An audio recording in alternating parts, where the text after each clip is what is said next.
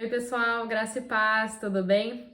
Vamos dar então continuidade ao nosso estudo aqui da palavra. Hoje nós vamos iniciar o segundo discurso de Moisés, então por isso a gente vai começar no finalzinho do capítulo 4, a gente conseguir entender por completo o porquê disso, por que esse discurso não começa no capítulo 5. É porque a Bíblia em si ela não foi escrita com os versículos e os capítulos que a gente vê hoje, que nos facilita nos estudos, que facilita a gente a encontrar certas passagens, mas ela foi escrita como um todo, como se fosse realmente vários livros ali juntos e não tinha facilidade para achar. A gente pode até ver que quando Jesus ele falava, ele mencionava as escrituras, o Antigo Testamento, ele não apontava versículo tal ou capítulo tal, porque realmente não havia isso. Então, tendo isso em mente, eu achei melhor a gente não terminar o capítulo 4 no vídeo passado, porque no final desse capítulo, no versículo 44, começa o segundo discurso de Moisés.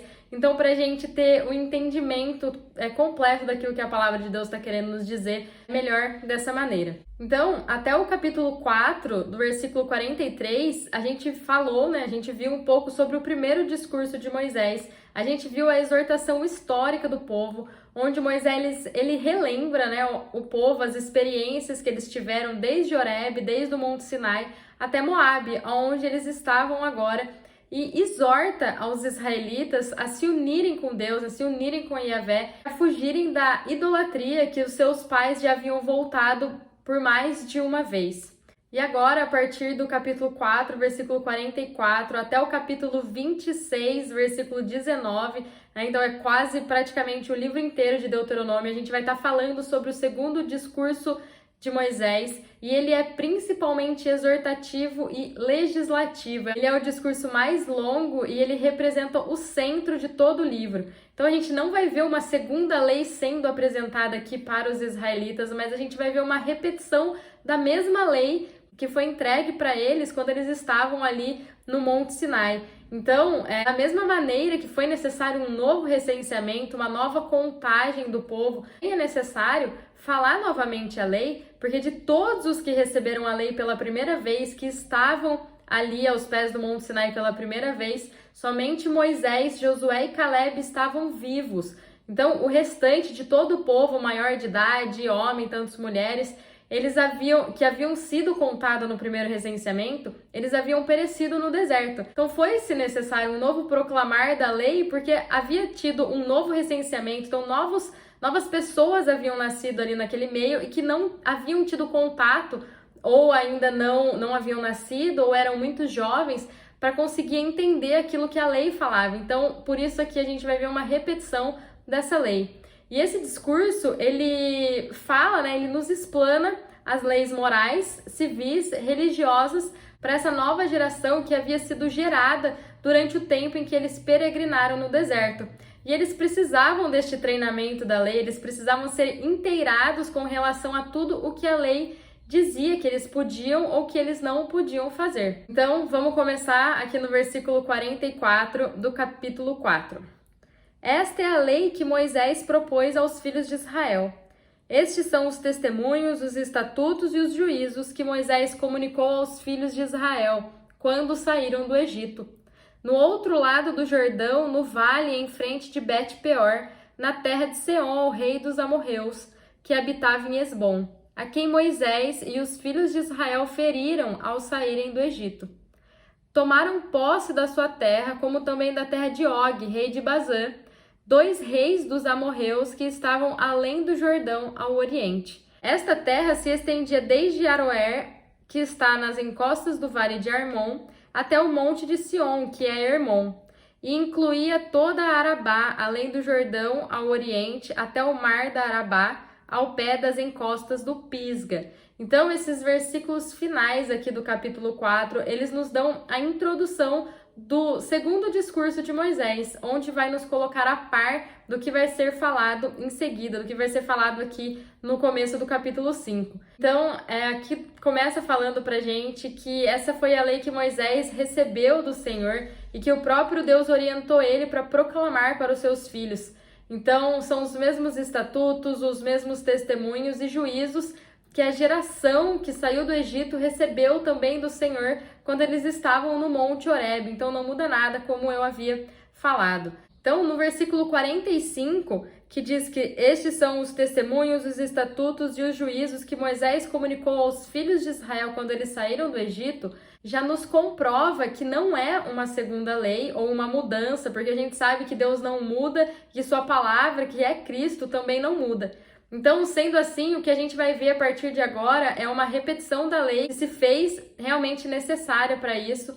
Então, é que fique muito claro que não é uma segunda lei, mas é a mesma lei proclamada novamente. Então, no versículo 46, vai nos falar onde eles estavam, né? Do outro lado do Jordão, na Transjordânia, mais especificamente em frente de Bet-peor. Então, desde Números 22 até agora, eles estão parados nas campinas de Moabe, né? Esperando o tempo de Deus, até que tudo estivesse devidamente organizado e instruído para que eles pudessem atravessar o Jordão e possuírem a terra que Deus já havia dado para eles por herança. Então menciona novamente os reis de Seol, os reis de Bazã, os reis dos amorreus que habitavam nesse território aqui, que o Senhor já havia entregado nas mãos dos israelitas. Então vamos começar aqui o capítulo 5 do livro de Deuteronômio, começando com o versículo 1. Chamou Moisés a todo Israel e disse-lhes: Ouve, ó Israel, os estatutos e juízos que hoje vos proclamo aos ouvidos, para que os aprendais e cuideis de praticá-los. Então Moisés ele convocou todo o povo de Israel para proclamar para eles, para essa segunda geração, todos os estatutos e os juízos. Ele faz um clamor para esse povo, para que eles ouçam atentamente tudo o que ele iria dizer naquele momento. Mas que isso não fosse apenas um ouvir por um ouvido e sair pelo outro, mas que eles realmente aprendessem e acolhessem verdadeiramente tudo o que ele iria dizer, para que essas palavras se manifestassem neles, para que elas se enraizassem neles e que eles não apenas escutassem por escutar, mas que elas gerassem transformação. E a partir daquele momento, e assim também como nós, né, o Senhor fala pra gente, para que a gente ouça a palavra dele, mas que também a gente coloque em prática, que a gente comece a praticar algo diferente, que a gente não mais nos atente para aquilo que a gente quer, que a gente não mais faça aquilo que nós queremos, mas que com entendimento a gente comece a fazer aquilo que o Senhor está nos instruindo. Então ele quer que a gente escute, que a gente leia, que a gente aprende a sua palavra, mas que a gente também a pratique, que essa palavra que vai entrando em nós comece a se manifestar através das nossas vidas. Então, para que a gente realmente procure nos alimentar da palavra, deixar o Espírito Santo livre, para que a gente realmente deixe ele instruir os nossos caminhos, nos mostrar como a gente deve agir, o que a gente deve falar, o que a gente deve vestir. Nós sabemos, né, eu venho sempre falando isso em todos os vídeos, que a lei revela o próprio Deus e, consequentemente, ela revela o homem. Ela revela a natureza do homem. E a gente vê com isso que a nossa natureza é totalmente afastada, totalmente diferente de quem Deus é. Mas glória a Deus que o Senhor sempre teve um plano, não um plano que ele criou quando o homem peca, quando o homem cai, quando Adão e Eva comem da árvore do fruto proibido, mas um plano que estava firmado e consolidado desde a fundação do mundo. Porque o Cordeiro foi crucificado na fundação do mundo. Então, o Senhor não foi pego de surpresa quando o homem caiu. Então, essa obra redentora de Jesus, esse dispensar de Deus para dentro de nós, para que o nosso espírito seja recriado, para que haja essa regeneração, para que haja esse novo nascimento, ele está firmado desde a fundação do mundo. Ele já está na eternidade, ele foi manifestado. Então a gente pode tomar posse dessa palavra, a gente pode realmente crer que tudo isso é verdade, que tudo isso realmente aconteceu, que o Senhor veio, que ele morreu na cruz por nós e que agora o que a gente precisa fazer é caminhar e prosseguir para o alvo que é Cristo, que a gente mantenha os nossos olhos voltados para ele, para que a gente vá alcançando a maturidade, para que a gente vá realmente alcançando a estatura de filho varão, para que as pessoas olham para nós e não vejam mais nós, mas vejam Cristo através de nós.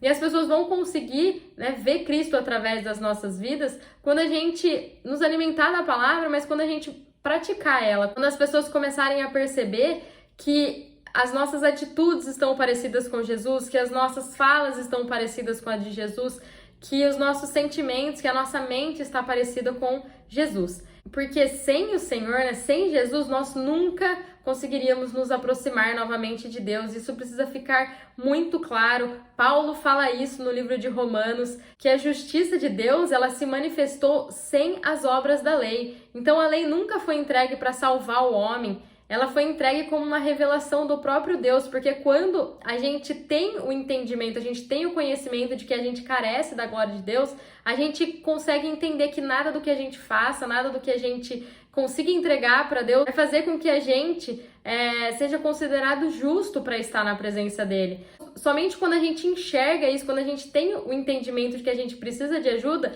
é que a gente vai nos deixar ser ajudados. Caso contrário, a gente vai achar que a gente tem tudo e que a gente não precisa de nada, e a gente vai rejeitar qualquer ajuda que venha tanto da parte de homens, mas também que venha da parte de Deus.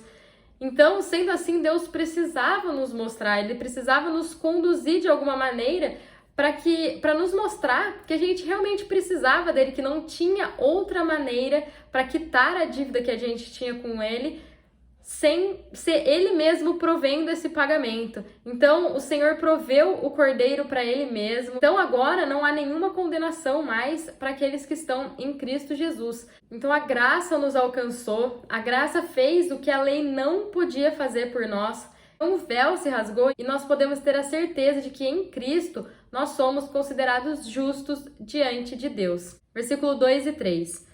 O Senhor, o vosso Deus, fez aliança conosco em Horebe. Não foi com nossos pais que o Senhor fez esta aliança, mas conosco, todos os que hoje aqui estão vivos. Então aqui Moisés, ele menciona a aliança, o casamento que o Senhor fez com o seu povo Israel. E aqui eu acho muito interessante que a palavra não nos diz que fomos nós que fizemos uma aliança com o Senhor, mas que Ele fez uma aliança conosco. Ou seja, a aliança é dele. Deus sabia que nós seríamos incapazes, né, por natureza, de cumprir a nossa parte na aliança. Por isso, ele se baseia, essa aliança, esse casamento, nele mesmo e no que ele é.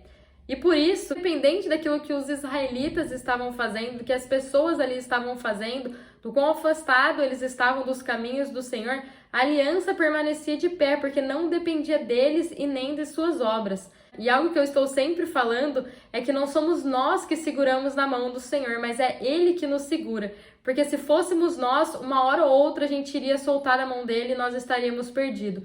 Mas a gente pode confiar, a gente pode ter a certeza de que nossa segurança, que a segurança da nossa salvação, da graça derramada sobre nós, porque é Ele que nos segura, está baseado naquilo que Ele fez e não aquilo que nós fazemos. Face a face o Senhor falou conosco no monte do meio do fogo. Neste tempo eu estava em pé entre o Senhor e vós, para vos notificar a palavra do Senhor, porque temeste o fogo e não subistes ao monte, dizendo: Eu sou o Senhor, o teu Deus, que te tirei da terra do Egito, da casa da servidão. Então esses versículos nos falam como o Senhor apareceu para eles, como o Senhor se manifestou face a face, nessa intimidade, nesse relacionamento pessoal com eles. Naquele tempo o Senhor pregou a sua palavra nas 2 tábuas de pedra. Mas chegou o tempo, assim como os profetas profetizavam, que o Senhor colocaria sua lei em nossas mentes e a escreveria no nosso íntimo, e ninguém mais precisaria intermediar o falar de Deus com o seu povo, porque ele viria morar dentro de nós. Então ele fala conosco, ele fala com cada um de nós, ele fala ao nosso íntimo, e ele quer que cada dia mais a gente busque ele, que cada dia mais a gente construa esse relacionamento, para que a gente possa ouvir claramente a voz dele, para que a gente possa saber quando é ele que está falando conosco. Aqui no versículo 6, fala que ele é o Senhor, fala que com mão forte ele havia tirado os israelitas do Egito. Então era para eles se firmarem nisso, era para eles se firmarem no poder do Senhor, era para eles se firmarem em quem Deus é. Isso também é uma palavra para a gente hoje. O Senhor é o nosso Deus, Ele nos tirou, Ele nos livrou do inferno e da morte, Ele nos salvou da condenação eterna. Mas Ele não quer que a gente paralise, Ele não quer que a gente pare de avançar só porque a gente sabe que a gente não vai mais para o inferno. Ele quer imprimir e manifestar a sua glória através das nossas vidas. Não por força, mas através do Espírito Santo, para que a gente morra né? Para que a gente mate as nossas vontades e os nossos desejos para Cristo viver através de nós. E a gente vê que esses mandamentos aqui, eles não são para salvação, porque a gente viu que o Senhor salvou eles do Egito, né? Da morte, do inferno, muito antes de entregar a lei. E também nós, né? O Senhor nos salvou antes de se revelar para nós. Então agora é um processo contínuo e diário, onde ele vai a cada dia se revelando e se manifestando para nós. A gente precisa pedir, né, para ele. O Espírito Santo, ele é uma pessoa, mas ele não é invasivo. Ele só vai aparecer, ele só vai se revelar se a gente pedir, se a gente buscar a ele. A gente precisa dar esse primeiro passo, convidar ele para a nossa vida. E ele vai começar a nos mostrar que não dá mais para agir da mesma maneira como a gente agia antes. Não dá para falar como a gente falava antes, que a gente precisa nos espelhar e a gente precisa deixar ele vir tomando conta das nossas vidas, a gente deixar ele livre para ele fluir e transbordar através de nós, para não mais refletirmos a nossa antiga natureza, mas para refletirmos agora a nossa nova natureza em Cristo Jesus, para refletirmos a glória de Jesus. Então agora, do versículo 7 ao versículo 21, a gente vai ler os 10 mandamentos. Não terás outros deuses diante de mim. Não farás para ti imagem de escultura, nem semelhança alguma do que há em cima no céu, nem embaixo na terra, nem nas águas debaixo da terra. Não te encurvarás a elas, nem as servirás, pois eu, o Senhor, o teu Deus, sou Deus zeloso, que visito a maldade dos pais nos filhos, até a 3ª e 4ª geração daqueles que me aborrecem. Faço, porém, misericórdia até 1000 gerações daqueles que me amam e guardam os meus mandamentos. Não tomarás o nome do Senhor teu Deus em vão, pois o Senhor não deixará sem punição o que tomar o seu nome em vão. Guarda o dia de sábado para o santificar, como te ordenou o Senhor o teu Deus. 6 dias trabalharás e fará toda a sua obra. O 7º dia, porém, é o sábado do Senhor o teu Deus. Não farás nenhuma obra nele, nem tu, nem o teu filho, nem a tua filha, nem o teu servo, nem a tua serva, nem o teu boi, nem o teu jumento, nem nenhum animal teu, nem o estrangeiro que está na tua cidade, para que o teu servo e a tua serva descansem como tu. Lembra-te de que foste escravo na terra do Egito e que o Senhor, o teu Deus, te tirou dali com mão forte e braço estendido, pelo que o Senhor, o teu Deus, te ordenou para que guardasses o sábado. Honra teu pai e a tua mãe, como o Senhor, o teu Deus, te ordenou, para que se prolonguem os teus dias e para que te vá bem na terra que o Senhor, o teu Deus, te dá. Não matarás, não adulterarás, não furtarás, não dirás falso testemunho contra o teu próximo, não cobiçarás a mulher do teu próximo, não desejarás a casa do teu próximo, nem o seu campo, nem o seu servo, nem a sua serva, nem o seu boi, nem o seu jumento, nem coisa alguma do teu próximo. Então, os 10 mandamentos aqui que a gente acabou de ler, eles são divididos em 2 partes. A primeira parte inclui os 4 primeiros mandamentos que fazem menção nos nossos deveres para com Deus. E os outros 6 mandamentos falam sobre os nossos deveres para com os homens. E é impossível continuar nesse estudo sem mencionar os 2 grandes mandamentos que Jesus menciona, lá em Mateus 22, do versículo 34 ao 39.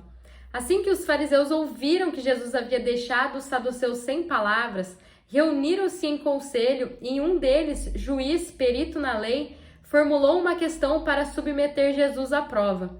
Mestre, qual é o maior mandamento da lei? Assegurou-lhe Jesus: amarás o Senhor o teu Deus de todo o teu coração, de toda a tua alma e de toda a tua inteligência.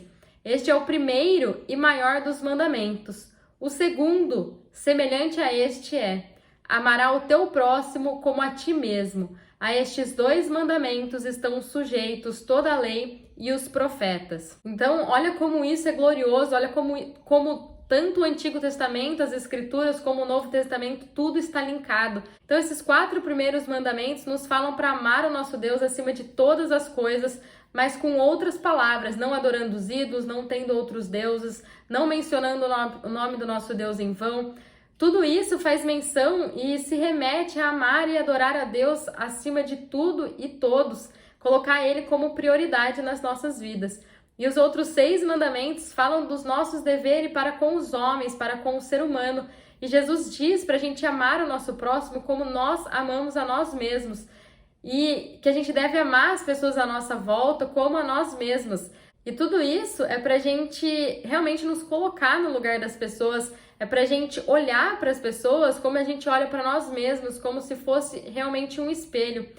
E de nenhuma maneira a gente vai querer nos ferir, a gente vai querer nos machucar, nos roubar, falar mal de nós, fazer fofoca de nós. Então, sendo assim, ao a gente amar as pessoas como a nós mesmos, a gente vai estar obedecendo esses outros 6 mandamentos. Agora nós, sendo cristãos, nós não estamos debaixo da velha aliança, a gente deve lembrar, como povo da nova aliança, que a gente tem a lei inscrita em nossos corações. Lá em Hebreus 10, versículo 16, nos fala isso.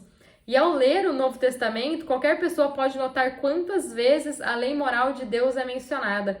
E essas leis não foram dadas como um meio de salvação, como um padrão de conduta, e demonstram a natureza justa do caráter de Deus. E algo interessante é que a maioria dos 10 mandamentos são nos dada em forma negativa, né? Então vai nos falar as coisas que a gente não deve fazer. Não ter outros deuses, não matar, não roubar, não fazer imagem de escultura, mas a gente deve ter em mente que as coisas positivas estão implícitas através dos nãos.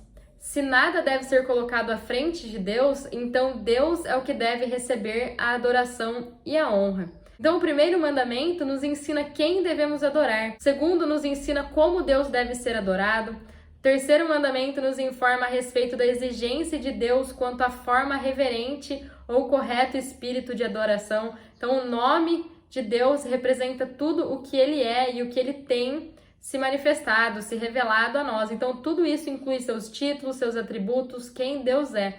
E a gente não deve tratar o nome dele levianamente. O quarto é o dia da adoração. Não necessariamente precisa ser o sábado, porque Shabat significa descanso.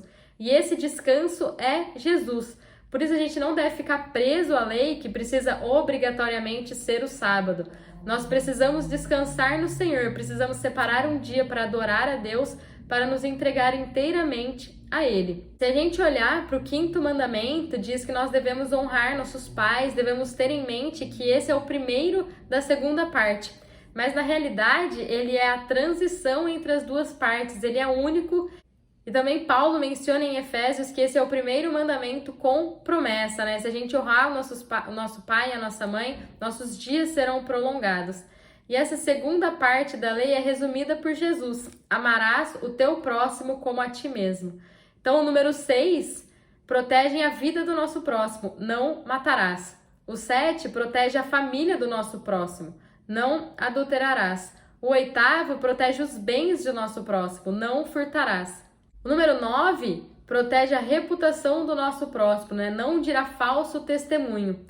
E o 10º mandamento proíbe qualquer atitude proveniente do coração humano, que é a raiz da crueldade dos homens, a cobiça. Então a gente viu que na queda do homem, a serpente jogou uma flecha inflamada em Eva para que despertasse esse desejo que já estava nela, porque Eva já havia caído antes de pecar. Porque se a gente lê a palavra, se a gente voltar lá em Gênesis, ela coloca a árvore do conhecimento do bem e do mal no centro do jardim. Ou seja, para Eva, a árvore da vida não estava mais no centro do jardim. Mas se a gente voltar lá e ler, o Senhor é claro quando ele diz que a árvore da vida estava no meio do jardim e tinha a árvore do conhecimento do bem e do mal. Então não era que as duas estavam no meio do jardim, uma estava no meio do jardim, uma era o centro. Mas para Eva, ela coloca como se a árvore do conhecimento do bem e do mal fosse o centro da vida dela. E isso é o começo da queda. Então, porque quando esse desejo toma forma, o próximo passo é a manifestação, é o pecado. Estas palavras falou o Senhor a toda a assembleia no monte, do meio do fogo, da nuvem, da escuridão, com grande voz, e nada acrescentou. Então as escreveu em 2 tábuas de pedra e as entregou a mim, Moisés está dizendo. Então ele reconta ao povo da segunda geração como foi gloriosa e também assustadora a manifestação do Senhor no Monte Sinai. Então, se a gente voltar lá em Êxodo 20, do versículo 16 ao 19, diz assim: Ao amanhecer do terceiro dia, houve trovões e relâmpagos e uma espessa nuvem sobre o monte, e um sonido de buzina muito forte. Todo o povo que estava no arraial se estremeceu. Então levou Moisés o povo para fora do arraial ao encontro de Deus, e puseram-se ao pé do monte. Todo o monte Sinai fumegava, porque o Senhor descera sobre ele em fogo. A sua fumaça subia como a fumaça de uma fornalha. Todo o monte tremia grandemente, e o clangor da buzina ia aumentando cada vez mais. Então Moisés falava, e Deus lhe respondia por uma voz. Então o nosso corpo ele é corruptível, o nosso corpo é mortal, nossa natureza caída ela não aguenta a santidade e a glória da presença de Deus. Então é terrivelmente maravilhoso e nosso corpo inteiro se estremece quando a gente tem contato com a presença de Deus. Foi exatamente isso que aconteceu com o povo e a gente vai ler aqui na seguida desses versículos. Versículo 23. Quando ouvistes a voz do meio das trevas e vistes o monte ardente em fogo, chegaste-vos a mim todos os chefes das vossas tribos e vossas autoridades, e dissestes: o Senhor, o nosso Deus, nos fez ver a sua glória e a sua grandeza. Ouvimos a sua voz do meio do fogo. Hoje vimos que Deus fala com um homem e este permanece vivo. Agora, porém, por que morreríamos?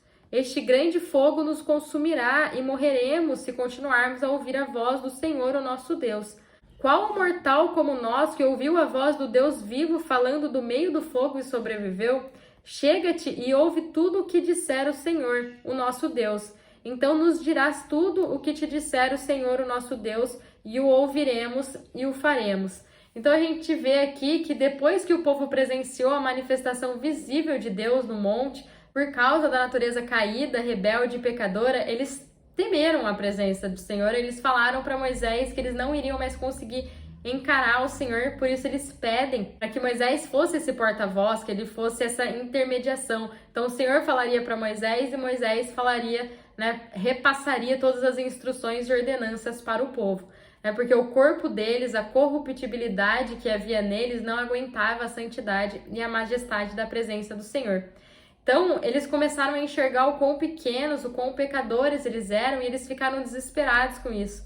Então, foi como se eles tivessem a visão de quem eles realmente eram, do quão corruptos eles eram, e isso fez com que eles ficassem morrendo de medo e receosos, de encarar novamente a presença de Deus. Porque quando a gente tem contato com a presença de Deus, com a santidade de Deus, a gente começa a entender que nossas atitudes, nada do que a gente faça ou quem a gente é, vai nos considerar justos diante de Deus e vai nos fazer, e vai abrir um caminho para que a gente acesse a Ele. Então, a gente tem que ter em mente que o único caminho para que a gente acesse o Santo dos Santos, para que a gente entre na glória de Deus, para que a gente entre nessa presença de Deus, é através de Jesus. Amém? Então aqui eles estavam todos atemorizados, eles estavam com medos e eles perguntam no verso 26. Qual o mortal como nós que ouviu a voz do Deus vivo falando do meio do fogo e sobreviveu? Então é exatamente isso, que a palavra de Deus faz. Ela vem nos matando, elas vêm matando a nossa carne, vem matando a nossa alma, a nossa natureza pecaminosa.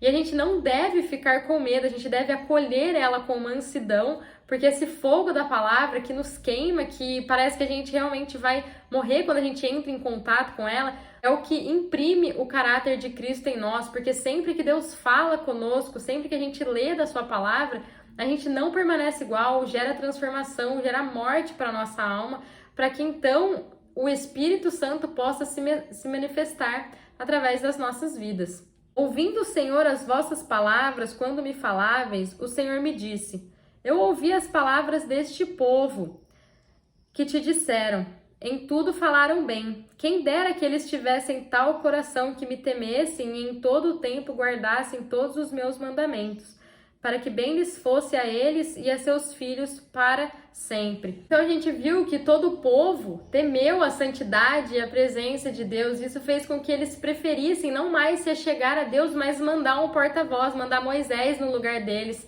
Eles começaram a sentir que não aguentariam estar na presença do Senhor, porque eles entenderam que a palavra de Deus vem matando toda a nossa sujeira e toda a lama que habita em nós. Então eles preferiram mandar Moisés no lugar deles, e o Senhor ouviu tudo isso e disse, né, quem dera que meu povo temesse e obedecesse as minhas palavras sempre, e quem dera que o coração deles realmente tivesse mudado com tudo que ouviram e com tudo que viram.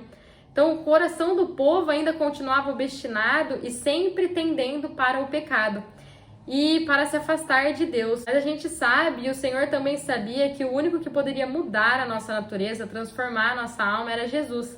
Então por isso o Senhor segue com o seu plano eterno até chegar à plenitude dos tempos, onde o Deus invisível se manifestaria na forma de homem para completar a nossa redenção e nos levar de volta para Deus. Vai, dize-lhes, tornai-vos as vossas tendas, mas tu fica-te aqui comigo e eu te direi todos os mandamentos, estatutos e juízos que tu lhes hás de ensinar, para que os pratiquem na terra cuja posse eu lhes darei. Que o Senhor ele orienta Moisés a mandar todo o povo de volta para suas tendas, mas que ele permanecesse ali diante do Senhor, que ele iria revelar coisas ocultas e grandiosas, e que Moisés então iria repassar, né, os estatutos e os juízos para o povo. Então algo que eu quero enfatizar aqui é a questão da tenda. Tenda significa sair da zona de conforto, sair da rotina, fazer coisas novas para Deus, romper com seus limites, alargar as fronteiras, sair daquilo que te limita. Então a tenda, ela tem uma cobertura, né? Tem coisas do lado, então você não vê nada, né? Isso te deixa pequeno. Em Gênesis 15:5, né, diz assim: então o Senhor conduziu Abrão para fora da tenda e orientou: olha para os céus e conta as estrelas, se é que o podes. E prometeu: será assim a tua posteridade. Então, nesses versículos, o Senhor ele conduz Abrão para fora da tenda para que ele conseguisse enxergar além da visão dele, né? Para que ele começasse a ver o sobrenatural, o novo de Deus. E o Senhor queria que o povo que ele havia formado no deserto experimentasse isso dele. Queria revelar segredos ocultos e que ninguém sabia. Mas eles não quiseram, eles preferiram que alguém fosse no lugar deles, eles preferiram ficar na zona de conforto, na comodidade, do que encontrar Deus face a face. Então, o medo de ver novamente quem era o Senhor e ver quem eles eram foi maior do que a experiência que eles haviam presenciado diante da santidade de Deus, e eles paralisaram. E nesse contexto, o Senhor envia eles de volta para a tenda, né? Como quem diz, tudo bem, eu me revelei a vocês, né? Eu queria que isso fosse frequente, que vocês estivessem em minha presença o tempo inteiro. Eu queria mostrar para vocês coisas grandiosas e majestosas. Eu queria realmente me relacionar face a face, né? Ter esse relacionamento íntimo com vocês. Mas vocês rejeitaram isso, né? Vocês não entenderam, né? Voltaram para suas limitações. Era como se Deus estivesse dizendo: volta para a limitação de vocês, né? Não tem problema, meu propósito não pode ser frustrado. Moisés vai ficar e eu vou revelar mais de mim para ele, e vocês não me conhecerão porque andaram comigo, mas vocês vão me conhecer porque vocês ouviram falar de mim. Isso é uma mensagem atual para nós, né? Nós estamos dispostos a encarar a santidade de Deus, a estar frente a frente com Ele, a matar o nosso eu, a deixar Ele fluir em nós, a renunciar a nós mesmos e nos alinhar com a vontade do Pai. Então, que a gente realmente possa e deseje isso, porque é muito mais você conhecer a Deus, você conhecer o Pai, porque você tem intimidade, um relacionamento com Ele, do que você conhecer o Senhor, porque você ouve as pessoas falando dele, porque você ouve experiências que pessoas tiveram com Ele, mas você mesmo não tem uma experiência com Ele, porque você só escuta, você não vivencia, você não tem uma intimidade com Ele. Versículo 32 e 33 diz assim: portanto, cuidareis de fazer tudo o que o Senhor, o vosso Deus, vos ordenou. Não vos desviarei nem para a direita nem para a esquerda, andareis em todo o caminho que o Senhor, o vosso Deus, vos ordenou, para que vivais, sejais prósperos e prolongues os vossos dias na terra que haveis de possuir. Então aqui vem um alerta, uma exortação para a obediência que o povo deveria ter diante das ordenanças do Senhor. Que eles não deveriam se desviar nem para a direita, nem para a esquerda, nem para um lado, nem para o outro, mas que eles deveriam se manter firmes nas diretrizes e instruções do Senhor como um todo. não somente focar naquilo que convém e esquecer o resto. E óbvio que isso é uma mensagem para nós nos dias de hoje, né? Caminhar com o Senhor muitas vezes pode não ser fácil, porque os princípios da palavra vão totalmente contra os princípios que estão no mundo. Mas o que a gente deve sempre lembrar e ministrar para as nossas vidas é que os caminhos e pensamentos do Senhor são maiores e mais altos do que os nossos, e que a vontade dele para a nossa vida é boa, perfeita e agradável. E a nossa vontade para a nossa vida não é boa, mas muitas vezes a gente acha que é. Mas que a gente não nos firme mais em nosso coração e nos nossos sentimentos, porque eles são totalmente enganosos. Por isso a gente deve nos firmar naquilo que a palavra de Deus nos fala e não nos desviar nem 1 milímetro dela. Gente, vocês já ouviram, né, a letra da música É Tudo Sobre Você?